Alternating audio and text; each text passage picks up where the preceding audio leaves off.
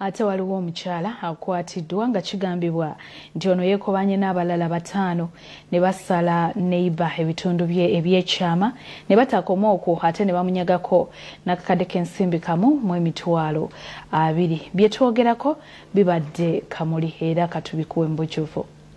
Poliisi ekamuli ekutte omukazi Yamina Ajambo emyaka 40 akakanye ku mulirwana we Ramadan baliko nga alina abasajja abalala ne bamuvumbagira mu kiro okukakana nga ebitundu by'ekyama bayimanyuddeko. Omukazi bayita bangema mumiro bagema buligamu oyo omukazi okuleeta ejambiya akusala era yasala baliko wategeeza nti abadde yakatunda kasooli we era ku ssaawa 7 ogw'ekiro awulidde abantu amukonkona ne bayingira mu nnyumba.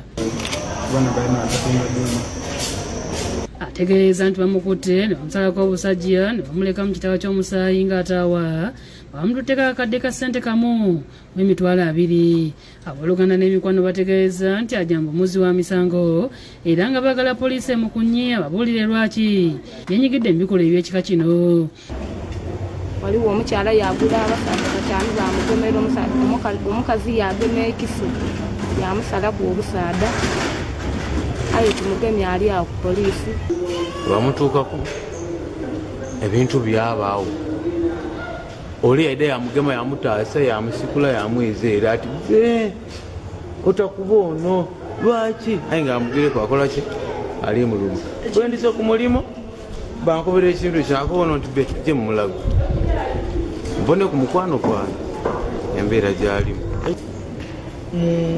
mu kulemeganwa okutegeeragana ezirasobola akola mu nkolagana wagikutolamu atya kweri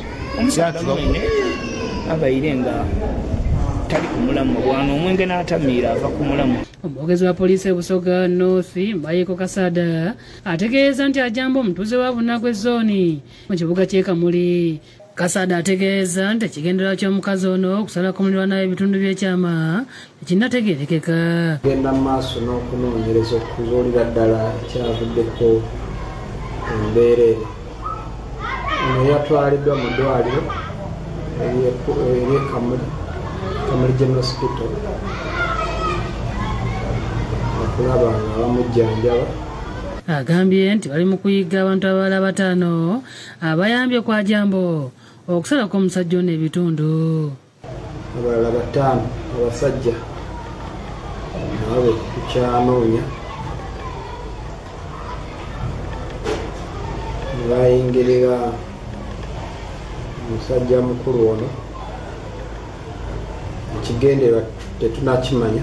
Bino ebijjidde nga gataliiko nfuufu tuze tukulaga eggulire ly'omukazi Aisha Nakalema eyakakana kw'omu ku bakozi be n'amuyiwa kamulali ebitundu ebyekyama nga mulanga okumwagalira bba era nga yategeeza nti ye mukazi akuze atayinza kugumiikiriza mukazi yenna okuzanyira ku bba. Musajja ani yakigamba? Wafuna wamala bwe nnaata omwenzi n'enfuna omu. Nathan Sengoba yakusakidde eggulire lino ku Lwabukedde TV.